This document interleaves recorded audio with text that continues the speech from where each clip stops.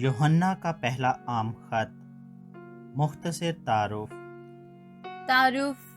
یوحنا کے پہلے عام خط کے دو بڑے مقصد ہیں۔ اول، اپنے قارئین کو تلقین کرنا کہ خدا اور اس کے بیٹے یسوع مسیح کی رفاقت میں زندگی گزاریں۔ دوم، اس جھوٹی تعلیم سے خبردار کرنا جو اس رفاقت کو برباد کر دیتی ہے۔ اس تعلیم کی بنیاد اس عقیدہ پر تھی کہ ساری دنیا کے ساتھ میل ملاپ سے برائی پیدا ہوتی ہے، اس لیے خدا کا بیٹا یسوع دراصل انسان نہیں بن سکتا۔ ان استادوں کا دعویٰ تھا کہ نجات پانے کا مطلب ہے کہ اس دنیا کی زندگی کے تعلقات سے آزاد ہونا۔ وہ یہ تعلیم بھی دیتے تھے کہ نجات کا اخلاقی معاملات یا دوسروں کے ساتھ محبت سے کچھ تعلق نہیں۔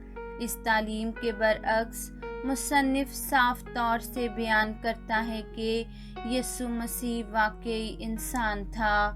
وہ اس بات پر بھی زور دیتا ہے کہ جتنے یسوع مسیح پر ایمان رکھتے اور خدا سے محبت رکھتے ہیں ان سب کو آپس میں بھی محبت رکھنی چاہیے۔